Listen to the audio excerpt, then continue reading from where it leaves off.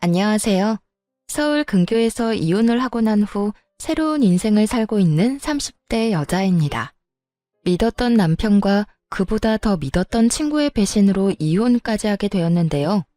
저를 배신한 친구는 다름 아닌 남편과 저를 만나게 해주었던 친구였어요. 남편은 그 친구의 회사 동료였는데 어느 날 친구가 좋은 사람이 있다며 한번 만나보라고 하더군요. 친구야, 소개팅 할래? 우리 회사에 정말 괜찮은 사람이 있거든. 뭐 하나 빠지는 게 없는 남자야. 그러니까 한번 만나봐. 소개팅? 그렇게 좋은 사람이면 네가 만나보지 그래. 에이, 나보단 네가 더 잘 어울릴 것 같아서 그러지. 그러지 말고 한번 만나봐. 한번 만나보고 별로면 안 만나면 되잖아. 응? 친구는 부담 없이 만나보라며 저를 설득했고 전 친구의 말대로 부담감 없이 남편을 만나보게 되었죠. 그렇게 만난 남편은 친구의 말대로 정말 괜찮은 남자였어요. 다정하고 밝은 모습의 남편에게 호감이 갔고 남편 역시 저에게 호감을 보이며 연애부터 결혼까지 막힘없이 진행되었죠. 다정한 남편과 시집살이는커녕 늘 여자 눈에 눈물이 나게 만들면 자기 눈엔 피눈물이 난다고 안사람에게 잘하라고 신신당부하는 시부. 거기에다 죽고 사는 문제가 아니라면 안부 연락도 하지 말라는 시모까지. 그야말로 저희만 잘 살면 되는 그런 가정이었어요.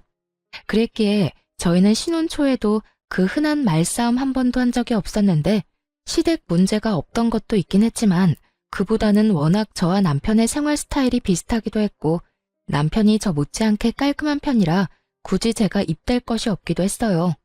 저희는 평일엔 서로 바쁘게 직장 생활에 집중하고 주말엔 온전히 부부만의 생활을 보내곤 했죠. 그렇게 더할 나위 없이 만족스러운 결혼 생활을 하고 있었는데 어느 날부턴가 남편의 퇴근 시간이 점점 늦어지기 시작하더군요.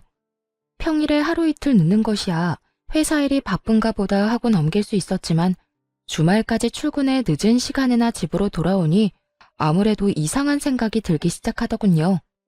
생각에 꼬리에 꼬리를 물기 시작하니 그 생각은 끝도 없이 상상의 나래를 펼치게 되더라고요.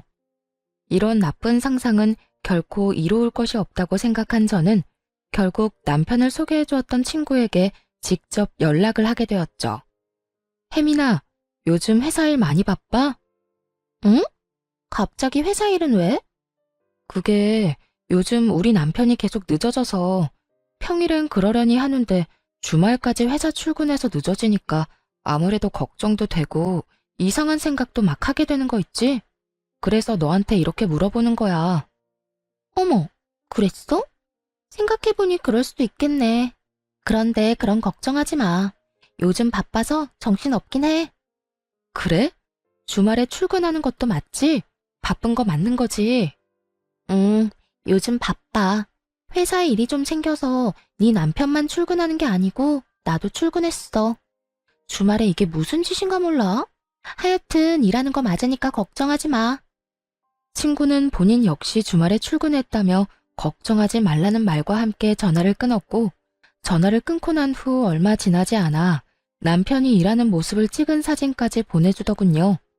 그 사진을 보고 나니 안심이 되며 제가 괜한 오해를 했다는 생각에 괜스레 남편에게 미안한 마음이 들었어요. 그런 마음이 들고 나니 그 후론 남편이 수상하게 느껴져도 저도 모르게 애써 그런 기분을 누르게 되더라고요. 그렇게 저의 직감을 외면하고 있는 동안에도 남편은 여전히 평일 주말 할 것 없이 더욱 바빠져만 갔고 저 역시 그런 생활들에 적응이 되어가고 있던 어느 날이었어요. 그날은 제 생일이었는데 어디에 정신을 빼먹고 사는 것인지 제 생일이란 사실을 까맣게 잊은 듯 하더라고요. 연애 시절 내내 다른 건 몰라도 제 생일엔 보온병에 미역국을 담아 챙겨주던 남편이었는데 아무리 결혼을 하고 바쁘다고 한들 생일에 대한 언급 한 번 없다는 사실이 섭섭하게 다가오는 것은 어쩔 수 없더군요. 그날 아침 결국 남편은 아침 밥상을 차려주기는커녕 제가 차린 아침밥도 먹지 않고 출근을 해버렸고 바빠서 그렇겠지라며 아무리 위안을 삼아보려고 해도 서운한 마음은 쉽사리 가라앉지 않았어요. 그렇게 싱숭생숭한 마음으로 점심시간을 맞이하게 되었고 점심을 다 먹고 쉬고 있으니 친구에게 연락이 오더라고요. 생일 축하해, 유진아. 고마워. 역시 친구가 최고네. 매년 이렇게 잊지 않고 연락하고 말이야. 당연하지. 잊을래야 잊을 수가 없지. 오늘 아침에 미역국은 먹었어? 네 남편이 올해도 당연히 미역국은 끓여줬지? 연애 시절부터 저희 부부를 지켜봤던 친구는 당연하다는 듯 미역국을 먹었냐고 물어왔고, 전 그 순간 실망한 목소리를 감추지 못한 채 하소연을 하게 되었어요. 미역국은 무슨? 아침밥도 같이 못 먹었어. 회사 일에 정신이 다 팔려버렸는지 내 생일인 것도 기억 못하는 것 같더라니까. 바빠서 그럴 거라고 하고 생각은 하는데 섭섭한 건 어쩔 수가 없네. 그래? 난 당연히 챙겨줬을 거라 생각했는데. 사실은 며칠 전에 네 남편이 휴대전화로 여자 목걸이를 신중히 고르는 걸 봤거든. 아, 저녁에 파티해주려고 하는가 보다. 정말?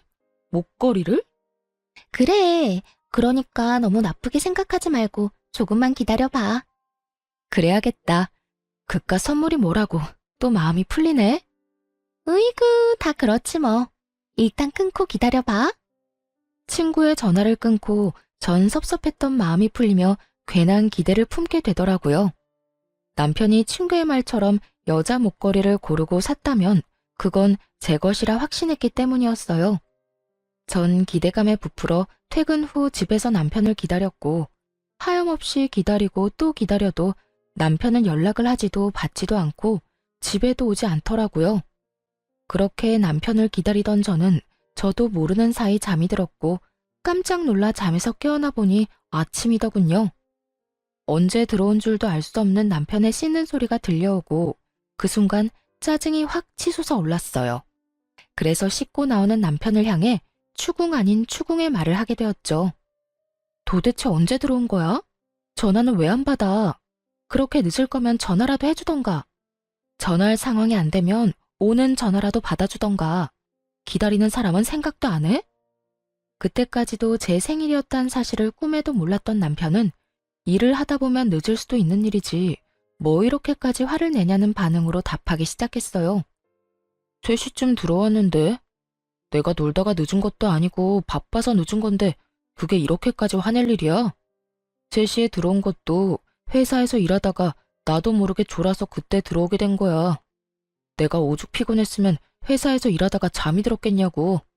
바쁜 거 뻔히 아는 사람이 꼭 이렇게까지 몰아붙여야겠어? 아무리 바쁘다고 해도 마누라 생일에도 늦는 건 정말 너무하는 거 아니야? 그리고 연락 한 통 못할 만큼 바쁘다는 게 말이나 돼?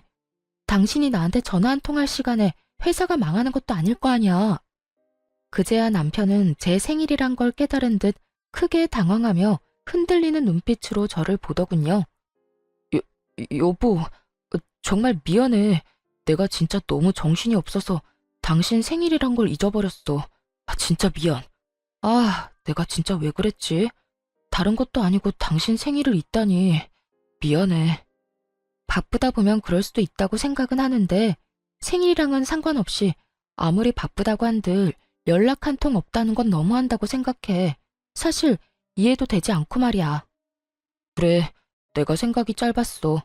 전화할 시간에 빨리 일 끝내고 가는 게 더 나을 거라고 생각해서 정신 빼놓고 일했던 건데 미안. 내가 너무 내 생각만 하고 당신 입장에선 생각하지 않았던 것 같네. 생일 잊은 건 진짜 너무 미안해. 됐어. 매년 있는 생일. 당신이 미안하다고 하는 순간 그건 다 풀렸어. 얼른 출근 준비해. 늦겠다. 이해해줘서 고맙고 다시 한번 너무 미안해. 남편은 거듭해서 저에게 사과의 말을 건넸지만 끝끝내 목걸이는 주지 않더라고요. 그런 남편을 보며 친구가 착각을 했나 싶기도 했지만 아무래도 수상한 기분을 지울 수가 없었습니다. 그렇게 남편에 대한 의심이 커지면 커질수록 친구에게 의지할 수밖에 없는 상황이었는데 제가 불안해할 때마다 친구가 회사 일이 바쁘다, 정말 남편도 야근 중이라며 사진을 보내주곤 했기 때문이었어요. 하지만 친구의 증언에도 불구하고 전 남편이 의심스러웠고 결국 친구와 또 의논을 하게 되었죠. 잘 지내지? 일이 바빠서 안 본 지 꽤 오래된 것 같아. 그러게. 그런데 혜민아, 나 의논할 게 있는데 너 비밀 지켜줘야 한다. 당연하지. 무슨 일이길래 비밀이란 말까지 나오는 거야? 나 아무래도 우리 남편 의심스러워서 안 되겠어. 들어보니까 흥신소 같은데 의뢰도 많이 하는 것 같던데 나도 거기에 말해서 우리 남편 뒤 좀 밟아볼까 봐. 저는 조심스럽게 말을 꺼냈고 제 말에 친구는 뭘 그렇게까지 하냐며 방귀를 들고 나서더군요. 뭐? 흥신소?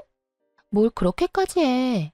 내가 네 남편 감시도 해주고 하물며 사진까지 찍어서 보내주는데도 뭐가 불안하고 못 믿어와서 그렇게까지 하냐는 말이야. 여자 촉이란 게 있잖아. 네가 말했던 목걸이도 나한테 주지도 않았고 매번 연락도 없이 늦는 것도 그렇고 물론 네 말이랑 네가 보내준 사진을 못 믿는다는 건 아닌데 하여튼 내 느낌이 그래. 목걸이야. 내가 착각한 걸 수도 있는 일이고 일이 정말 바빠서 늦는 거라고 그렇게 말했는데도 네가 그렇게 느낀다고 하니 내가 더 어이없는 거 알아? 내가 이런 말까지 하지 않으려고 했는데 너 약간 의부증 같은 거 있는 것 같아. 뭐? 의부증? 그래, 의부증. 그러지 않고서야 내가 그렇게나 말하고 사진까지 보내줬는데도 못 믿고 의심한다는 게 말이 안 되잖아. 다른 사람도 아닌 가장 친구인 내가 다 증언해주는데 그것조차 못 믿는다니까 나도 기분이 안 좋아지려고 해. 아, 네 말도 틀린 말도 아닌데 부부만 느껴지는 그 미묘한 느낌이 있어서 그래. 왜인지 모르게 남편이 멀어졌다는 느낌이랄까? 어딘가에 정신을 빼놓고 사는 느낌이랄까? 뭐라고 표현하기 힘든데 하여튼 그런 느낌이 자꾸 들어. 너 진짜 병원 한번 가보는 게 어때? 기분 나쁘게만 듣지 말고 내가 정말 걱정되어서 그래. 너 그런 식으로 사람 끝도 없이 의심하다가 네 남편이 알면 어떻게 하려고 그래? 네 남편이 얼마나 너한테 실망하겠어. 자기는 가정을 위해서 그렇게나 열심히 일하고 있었는데 넌 뒤에서 엄한 오해나 하고 있었다는 사실 알아봐. 나 같으면 실망을 넘어서 너랑 살 생각이 뚝 떨어질 것 같아. 친구의 입에선 의부증이란 말까지 나오며 언짢은 기분을 숨김없이 표현하더라고요. 의부증이란 말을 들은 그 순간엔 화가 나기도 했지만 친구의 말을 가만히 들어보니 아예 일리가 없는 말은 아니란 생각이 들었어요. 친구의 말대로 남편은 열심히 일만 하는 것인데 제가 괜한 오해라도 하고 있는 것이라면 그것만큼 기분 나쁜 일은 또 없을 거란 생각이 들었으니까요. 친구가 보내준 사진도 그렇고 친구의 말처럼 정말 남편은 야근 중인 것이 확실한데 저만 혼자 남편을 믿지 못해 환장한 여자 같다는 느낌마저 들더군요. 그렇게 제가 혼자 고민에 빠져 있을 때쯤 남편은 친구에게 무슨 이야기라도 들은 것인지 평일은 여전히 늦었지만 주말엔 다시 저와 시간을 보내며 저에게 신경 쓰는 모습을 보이더라고요. 다시 찾아온 안정적인 생활에 불안감을 떨쳐내던 어느 날이었어요. 그날은 친정엄마의 생신을 맞이하여 주말에 식구들이 다 모여 밥을 먹기로 한 날이었어요. 그런데 전날까지도 아무 말 없던 남편이 당일 아침 갑자기 회사에 급한 일이 생겼다며 가봐야 한다고 하더라고요. 여보, 어떻게 하지? 나 지금 좀 가봐야 할 것 같아. 어? 지금? 왜? 무슨 일 생겼어? 갑자기 회사에 급한 일이 생겼다네. 다른 사람이 처리할 수 있는 일이면 다른 사람 보낼 텐데 내가 담당자라서 마땅히 맡아줄 사람이 없네. 거기에다 주말이니까 다른 사람한테 부탁하기가 더 그래. 하필 오늘. 어쩔 수 없지 뭐. 얼른 가봐. 내가 부모님께는 잘 말씀드릴게. 그래, 미안해. 장모님께도 죄송하다고 전해주고. 남편은 급하게 집을 나섰고 저는 그런 남편의 모습을 보며 생각에 빠졌어요. 급한 일이 있다고 전화가 온 것도 아니었고 휴대전화를 들고 가만히 앉아있다가 갑자기 급한 일이 있다며 저렇게 뛰어나가 버리니 아무래도 이상하다 싶더라고요. 이쯤 되니 정말 제가 이상한 것인지 남편이 이상한 것인지 구분이 되지 않는 상태가 되어버렸고 저는 하는 수 없이 정말 마지막이란 생각으로 친구에게 전화를 걸었죠.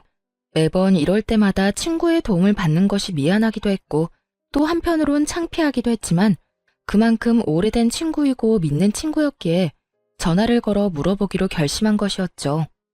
그런데 전화를 받은 친구는 다 죽어가는 목소리더라고요. 너 어디 아파? 목소리가 왜 이래? 몸살인 것 같아. 열이 39도까지 올라서 떨어질 생각을 안 하네. 뭐? 39도? 열이 그렇게 심한데 그러고 있으면 어떻게 해? 너 집이지? 병원은? 조금 있다가 가려고. 도저히 혼자 갈 수가 없어서 친구 좀 오라고 했어. 그래? 다행이네. 나한테 진작 연락을 했어야지. 내가 알았으면 진작 너한테 갔을 텐데. 괜찮아. 병원 다녀오면 괜찮아질 테니까 너무 걱정하지 마. 어이구, 참도 괜찮겠다. 집에 먹을 것도 없지? 죽 시켜놓을 테니까 병원 다녀오면 꼭 챙겨 먹고 약 먹어. 응, 고마워.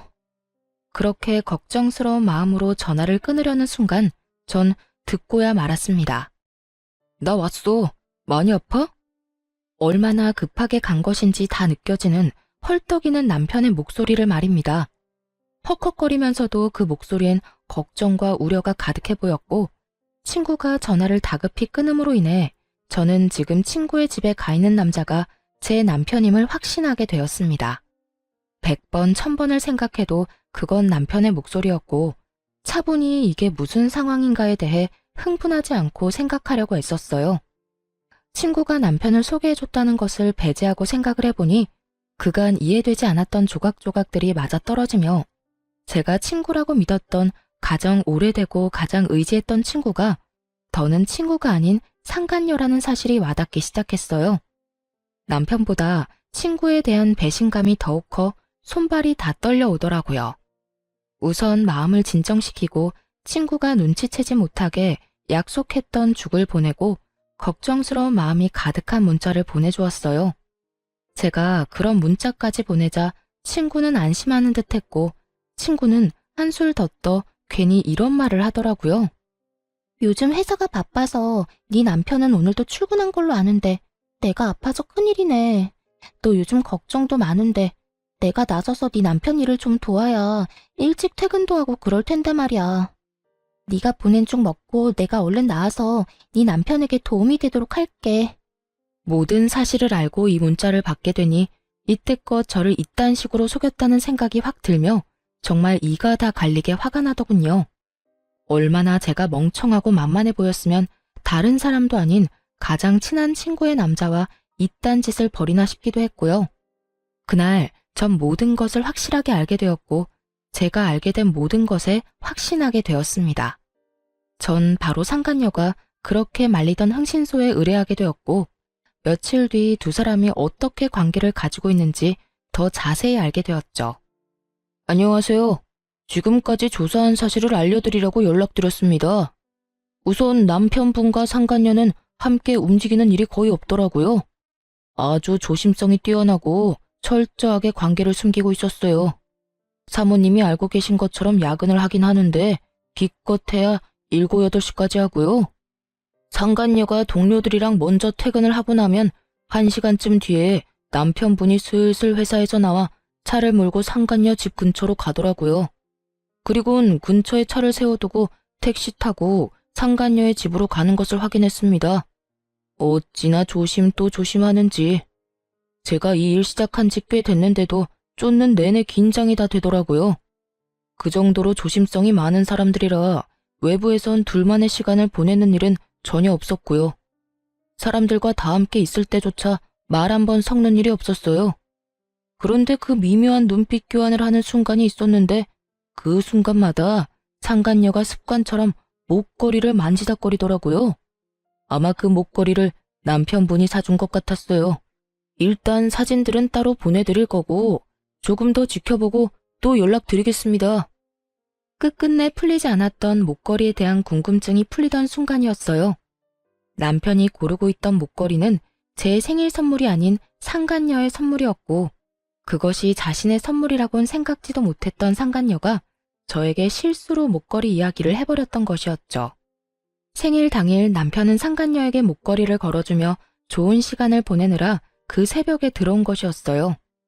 외도 사실을 알게 되며 대충 예상은 했었지만 퍼즐 조각이 점점 더 맞춰질수록 그 절망감과 배신감은 정말 말로 할 수 없을 정도로 크게 다가오더군요. 전 도무지 이게 다 어떻게 된 일인지 더 알아볼 필요성을 느꼈고 한 달에 한 번씩 있는 남편의 회식 날만 기다렸죠.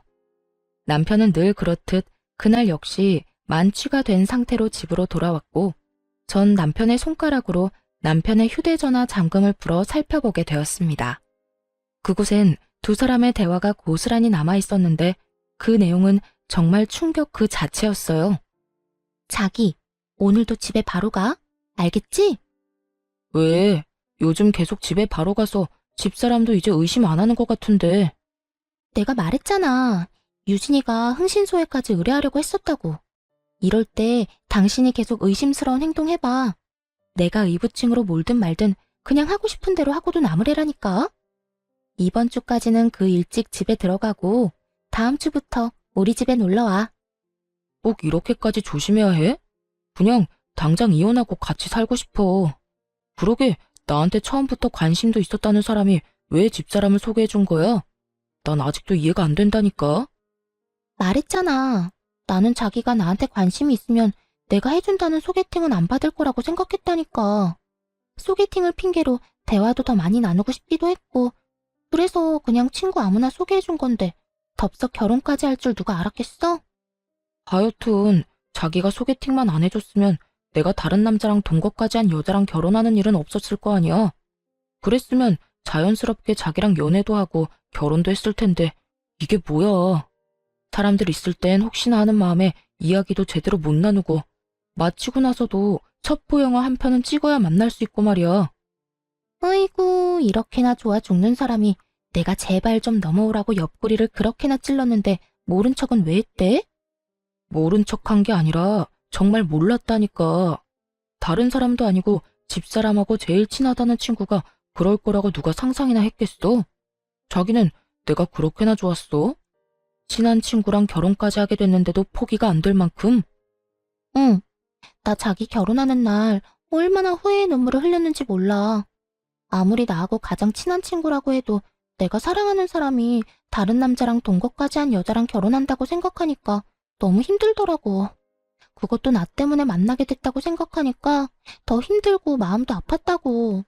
그래서 그냥 다시 내가 뺏어오자 싶어서 죽자고 꼬신 거지 뭐. 자기 덕분에 나도 집사람의 본 모습도 알게 되고 진정한 사랑도 찾게 됐네. 내가 앞으로 잘할게 자기야. 대화를 살펴보니 상간녀는 오래전부터 남편을 좋아하고 있었는데 남편의 마음을 실험해보고 싶기도 하고 그 계기로 친해지고 싶기도 해 겸사겸사 하는 마음으로 저를 소개시켜준 거였더군요. 그런데 예상치 못하게 저희가 결혼까지 하게 되어버렸고 그 후에도 남편에 대한 감정이 접어지지 않았던 상간녀는 급기야 남편을 유혹해 불륜 사이까지 발전한 것이었어요.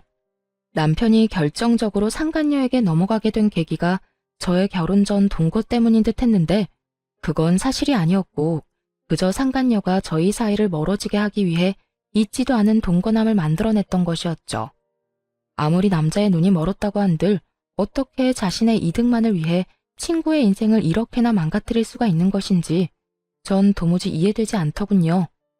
믿었던 만큼 저의 분노는 더 컸고 더는 당하고만 있지 않겠다고 다짐 또 다짐하게 되었죠.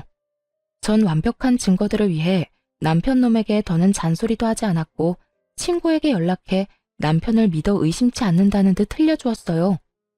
잘 지내지? 몸살은 좀 어때? 좀 괜찮아졌어? 그럼 그게 언제적 일인데. 죽 잘 먹었어? 그나저나 넌 어때? 잘 지내? 나야 잘 지내지. 네 말대로 우리 남편 더는 의심 안 하려고 노력하고 좋은 시선으로 보면서 이해하려고 노력하니까 나도 마음이 한결 편해지는 거 있지? 그래서 그런지 부부 사이도 더 좋아진 것 같기도 하고 말이야. 다 혜민이 네 덕이야. 네 덕에 나 요즘 너무 행복해. 참 고맙다 정말. 그래. 네가 행복하다니 나도 행복하네. 어찌되었든 남편이랑 좋아졌다니 정말 다행이다. 그나저나 우린 언제 보니? 곧 보게 되겠지. 정 안 되면 내가 조만간 남편 회사로 한번 찾아갈게. 그때 볼 수 있으면 보자. 이러한 제 작전이 통한 것인지 며칠 지나지 않아 남편 놈이 출장이 잡혔다며 알려오더군요. 그렇게 조심 또 조심하던 두 사람의 여행이란 걸 전 직감적으로 확신했고 두 사람의 여행을 기다리며 전 저대로 이혼을 준비하기 시작했습니다. 나름대로 바쁜 시간을 보내다 보니 남편은 출장을 간다며 여행길에 나섰고 전 바로 그날 상간녀와 결혼 이야기가 오가고 있는 남자를 불렀어요. 제가 상간녀를 전혀 의심조차 하지 못했던 이유였습니다. 저의 가장 친한 친구이기도 하지만 같은 회사에 다니고 있는, 그것도 결혼 이야기가 오갈 정도로 진지하게 만나고 있는 남자가 있는데 제 남편과 그딴 짓을 벌이고 있을 거라곤 상상조차 하지 못했던 것이었죠. 심지어 그 남자는 회사 내에서도 능력이 좋아 많은 여자들이 노리고 있다고 들은 적이 있는 남자였기에 정말 확실하게 결혼할 남자가 맞는 것인지 확인이 필요하기도 했고, 정말 맞다면 모든 사실을 알릴 필요가 있다고 생각했어요. 우선 전 제 소개를 하며 상간녀와의 관계에 대해서 물었고, 두 사람의 관계는 제 생각보다 더 진전이 된 사이더군요. 저희는 이제 상견례만 앞두고 있습니다만 혜민이 친구분께서 굳이 저한테 왜 이런 걸 물으시는지 좀 궁금하네요. 아, 죄송해요. 저도 상황이 워낙 경황이 없어서 무례를 저질렀네요. 다름이 아니라 혜민이가 제 남편이랑 만나고 있더라고요. 아무래도 아셔야 할 것 같아서 이렇게 만나 뵙자고 했어요. 이 사실을 말씀드리기 전에 사실 확인이 필요해서 그렇게 여쭤본 거고요. 이런 이야기일수록 빙빙 돌릴 필요가 없다고 생각한 저는 바로 본론을 말해버렸고, 남자는 믿기지 않는 현실에 한동안 멍하니 저를 보더니 무거운 입을 떼더라고요. 그러니까 혜민이가 지금 유부남을 만나고 있다는 말씀인가요? 그것도 친구 남편을요? 아니, 제가 지금 헷갈리고 있는가 싶어서 여쭤보는 건데 혜민이랑 가장 친한 친구가 유진 씨 아니신가요? 네, 맞아요. 제가 그 혜민이랑 가장 친한 친구라고 생각했던 박유진입니다. 호진 씨도 지금 믿기지 않겠지만 저 역시 처음엔 믿기지 않았어요. 동시에 제가 모았던 증거들을 남자에게 보여주었고, 남자는 한참을 그 사진들과 대화 내용들을 살펴보더라고요. 할 말을 잃은 남자에게 이어서 다른 사실을 알려주었어요. 혜민이 2박 3일 동안 어디 간다고 하지 않던가요? 네, 친구분 중에 다은 씨랑 여행 간다고 했어요. 아, 다은이요? 저도 잘 알죠. 그런데 해외에 살고 있는 다은이랑 무슨 여행을 어떻게 간다는 걸까요? 심지어 다은이는 지금 만삭이라 비행기 타는 것도 무리일 텐데요. 그러면 도대체 설마 그쪽 남편이랑 떠난 건가요? 네, 제 남편은 회사에서 급하게 출장을 간다고 하더라고요. 공교롭게다 2박 3일 동안 말이죠. 우연이라 하기엔 너무 맞아떨어지지 않나요? 그제야 남자의 눈빛이 거침없이 흔들리기 시작하더군요. 그 흔들리는 눈빛의 의미는 그제야 제 말을 믿는다는 뜻과 다름이 없었고, 저희는 복수라는 배를 함께 타기로 했습니다. 그렇게 저희가 복수 계획을 세우는 사이 남편과 상간녀는 가짜 출장, 가짜 여행에서 돌아왔고, 흥신소에서 실시간으로 보내준 사진에는 두 사람의 행복한 모습으로 가득하더군요. 대망의 다음 날, 남편은 출근을 했고 전 점심시간 때쯤 회사로 찾아갔죠. 제가 회사에 가니 이미 상간녀는 자신의 약혼자 앞에 서서 빌고 있고, 남편은 상간녀의 약혼자 앞에 서서 고개를 푹 숙이고 있더군요. 그야말로 난리도 그런 난리가 또 없더군요. 전 상황을 지켜보다 그 사람들에게 다가갔고, 저를 발견한 상간녀가 다가와 양심도 없이 화를 내기 시작하더군요. 네가 어떻게 나한테 이럴 수가 있어. 다 알았으면 나한테 뭐라고 하면 되지.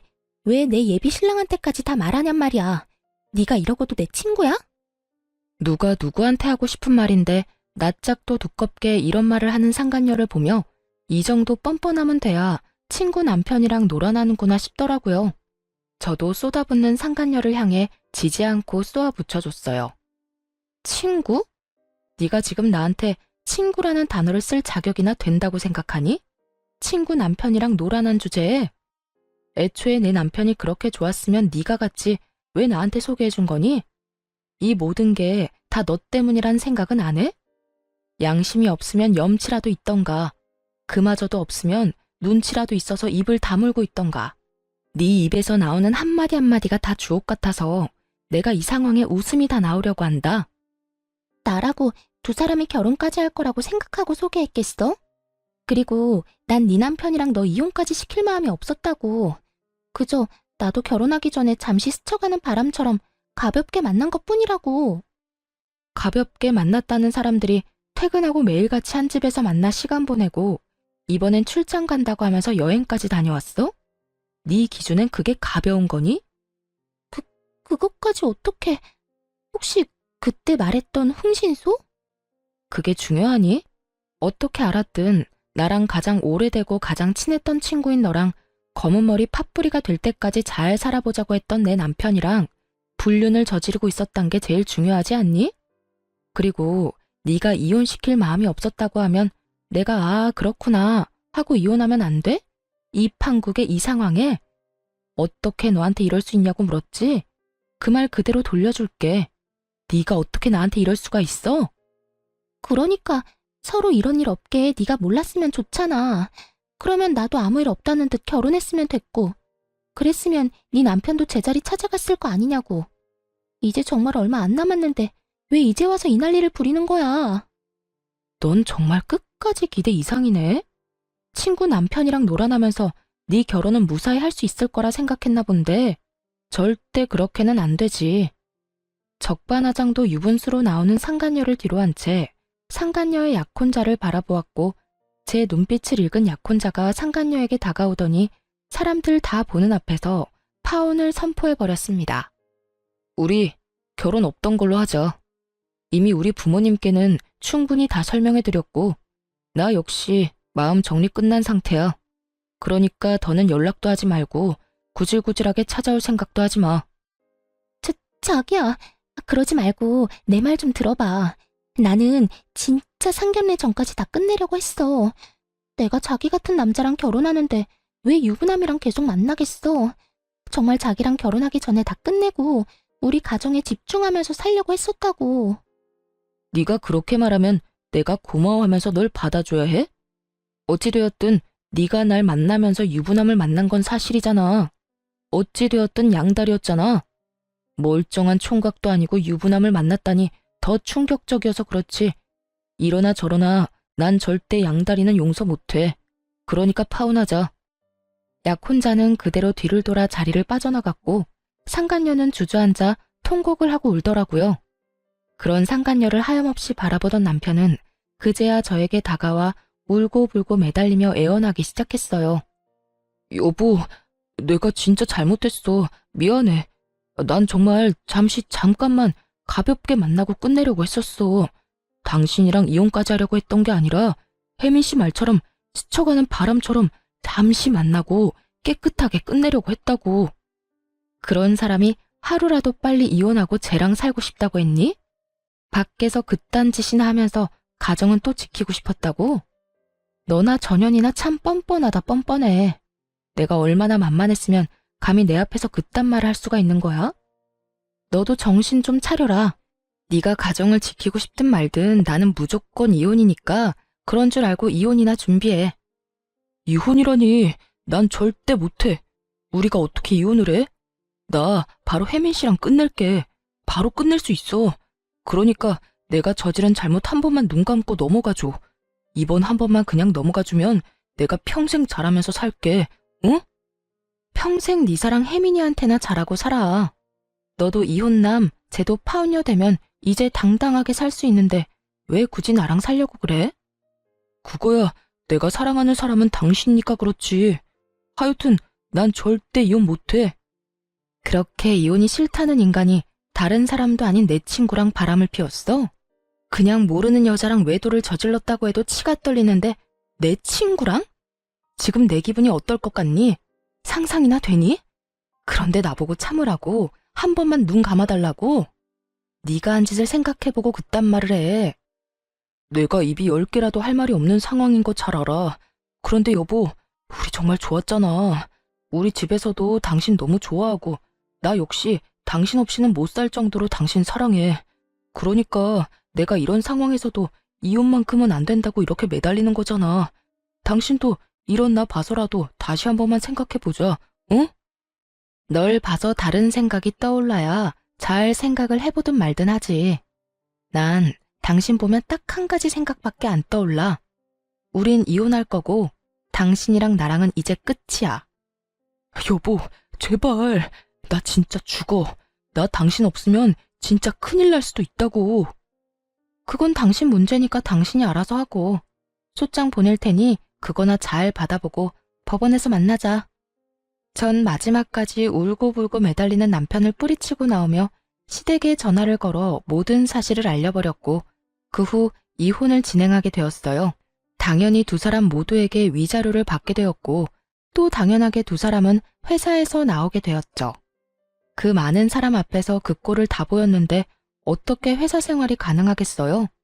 전 남편은 저와 결혼을 하며 이것저것 준비하느라 이미 퇴직금을 다 써버려 위자료를 대출받아 주었고 상간녀 역시 별반 다르지 않았죠.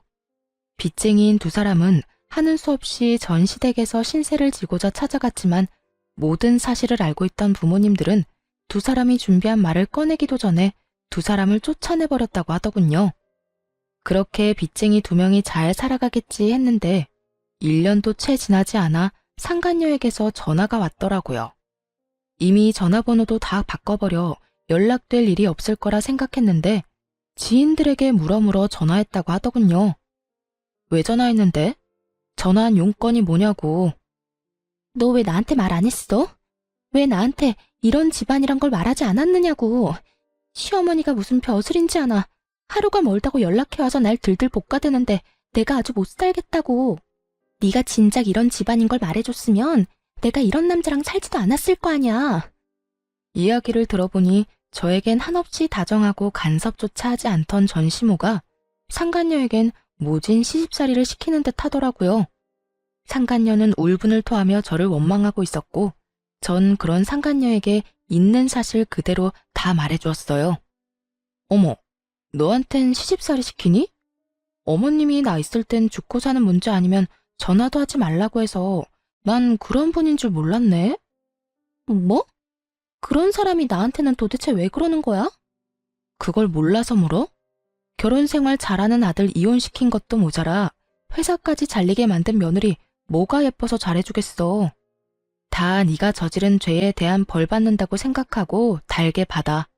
아니, 난 애초에 이해가 안 되는 게 그 정도도 각오 안 하고 남의 남편 뺏어갔던 거야? 파혼당하고 회사에서 잘리면 다 끝이라고 생각했던 거니? 이쯤 했으면 고함을 지르며 또 악다구니를 써야 할 상간녀가 벼랑간 펑펑 울기 시작하더군요. 도대체 왜 이러나 싶어 듣고만 있으니 상간녀는 저를 상대로 하소연을 하기 시작했어요. 네 전 남편. 그러니까 지금 내 남편 바람 피우는 것 같아. 요즘 일자리 알아본다면서 나갔다 하면 밤 12시 넘기는 건 기본이고 어떤 날엔 옷에서 여자 향수 냄새도 나. 이를 어쩌니 유진아? 시댁에서도 나를 못 잡아먹어서 난리고 남편은 바람이나 피우고 정말 너무 힘드니까 네 생각이 나더라. 그래서 전화했어. 도대체 왜 우나 했더니 이런 이유가 있더군요. 전 남편은 취업을 핑계 삼아 밖으로 나돌며 외도를 저지르고 있었고 본인이 그런 상황이 되자 예전에 자신이 뒤통수 때린 옛 친구가 그리웠던 거죠. 아무리 그래도 자신이 이렇게 연락할 처지가 못 되는데 얼마나 뻔뻔하면 이런 연락까지 하는지 한심해 죽겠더라고요. 왜? 나한테 위로라도 받고 싶니? 이 일을 어쩌냐면서 같이 울어라도 줘? 아님 남편이 바람나서 이혼한 경험자로서 훅이라도 들려줄까? 도대체 뭘 바라고 나한테 전화해서 이런 말을 하는 거야? 그때도 그랬지만 난 도무지 네가 이해가 안 된다. 그런 게 아니라 나도 흥신소에 의뢰라도 해볼까 싶어서 그래. 넌 어땠어? 흥신소 그런 거 무섭진 않았어? 야, 내가 그런 일을 겪게 됐는데 흥신소가 무서웠겠어? 그리고 아직 확실치도 않은데 흥신소는 무슨 흥신소야. 너 나한테 전화해서 이러고 있을 시간에 병원이나 가봐. 그거 의부증이라며 네가 말했잖아. 혹시나 네가 나한테 말했던 것처럼 정말 가정을 위해서 취업하려고 힘쓰고 있는데 네가 오해하는 거면 어쩌려고 그래? 너도 나처럼 이혼녀 되려고 그러니? 전 그 옛날 상간녀가 저에게 해주었던 말을 그대로 돌려주었고 상간녀는 노발대발 화를 내기 시작하더군요. 뭐? 의부증? 다른 사람은 몰라도 네가 나한테 그런 말을 하면 안 되지. 결국 그 남자가 나랑 바람 피워서 너 이혼했던 거 기억 안 나니? 기억나지? 그런데 그런 남자랑 사는 네가 나한테 전화해서 하소연하면 안 되는 건 모르니? 내 전 남편이자 네 남편이 바람을 피우는 것 같다고? 그 정도 외도면 그건 병인 것 같은데 그냥 데리고 살아라. 어쩌겠니? 뭐라고? 다 들었으면서 왜 못 들은 척해. 그냥 데리고 살라고. 네가 죽고 못 살아 나한테서 뺏어간 그 남자 업보라고 생각하고 그냥 잘 데리고 살아주라고. 그리고 다신 나한테 전화해서 이딴 소리도 좀 하지 마. 다신 연락도 말라는 제 말에 상간녀는 갑자기 불쌍한 척을 하기 시작하더니 다 기어서 들어가는 목소리로 매달리기 시작하더군요. 너랑 내 이야기 다 소문나서 애들이 내 이야기는 들어주지도 않아. 네 번호도 전화 10통은 넘게 돌려서 알아낸 거라고. 지금 내 상황이 이런데 내가 누구한테 하소연하겠어. 그러니까 너라도 나한테 좀 잘 대해주면 안 될까? 나 진짜 너무 힘들어서 그래. 이제 와서 친구 사이로 돌아가고 싶다는 듯 말하는 상간녀를 보는데 다시 화가 치솟아 오르더라고요. 제가 얼마나 만만했으면 지금 이딴 소리까지 뻔뻔하게 내뱉을 수 있는지. 난 너랑 다시는 연락도 하고 싶지 않아서 전화번호도 다 바꿨더니 이제 무슨 짓인지 모르겠다. 잘 대해달라고? 넌 진짜 내가 무슨 호구인 줄 아는구나. 우리 친구 사이는 이미 네가 내 남편이랑 놀아날 때 다 끝났고 난 지금도 앞으로도 너랑 연락하고 지낼 생각 없으니까 네 가정일은 네가 알아서 하고 다신 전화 끊어. 전 그대로 전화를 끊어버렸고 그 후론 상간녀에게 전화는 오지 않았지만 문자는 오더라고요. 전 남편이 한눈에 봐도 어린 여자와 외도를 저지르고 있는 사진과 함께 말이죠. 이것 봐. 내 말이 맞았어. 저 여자 22살이란다. 정말 양심이라고는 없는 인간 아니니? 어떻게 띠동갑도 넘는 여자애를 만나. 나도 이혼할 거야. 이걸 어떻게 참고 살아? 네 말대로 이놈은 병이야, 병. 외도로 이혼한 놈이 재혼해서 또 외도를 저지르다니. 이게 말이나 된다고 생각하니? 상간녀는 저에게 맞장구라도 바라는 듯 물음표 가득한 문자를 보냈고 전 아무런 대답도 하지 않았어요. 그저 전 그 문자를 마지막으로 상간녀를 차단해버렸고 그들의 결말은 보지 않아도 뻔하다고 생각했습니다. 그렇게 저와 그 지긋지긋한 인연은 끝이 났고 저는 제 생활을 잘하며 잘 지내고 있어요. 이혼하고 난 후 처음엔 믿었던 친구와 사랑했던 남자의 배신이 힘들기도 했고 울기도 많이 울었는데 이젠 많이 안정된 상태랍니다. 주변도 많이 둘러보게 되었고 제 곁을 지켜주는 사람들에게 감사한 마음을 느끼고 좋은 시간을 보내고 있어요. 주말엔 산에 가기도 하고 자전거를 타고 라이딩을 하기도 해요. 아무래도 몸을 움직이는 게 잡생각 있는 데는 제일 탁월한 것 같아 시작한 것들인데 하다 보니 저에게 잘 맞는 것 같아 취미생활로 자리를 잡아버렸네요. 그것 말고도 좋아하던 그림도 다시 그리고 있어요. 심리적으로도 많이 안정되고 여러모로 좋아 한동안은 계속할 예정이에요. 요즘엔 좋은 사람도 만나 연애까지는 아니지만 자주 만나 좋은 시간을 보내고 있어요. 그 사람 덕분에 많이 웃기도 하고 많이 행복한 순간이 있기도 해요. 지금 만나는 사람에게 많은 고마움을 느끼기도 하고 저 역시 그 사람에게 행복감을 주려고 노력하며 지내고 있어요. 이렇게 잘 지내다 보면 저 역시 과거는 잊고 행복해질 날이 올 거라 믿고 있어요. 저의 사연은 끝이 났습니다. 다들 행복 가득한 하루 되시길 바라며 물러가 볼게요. 감사합니다.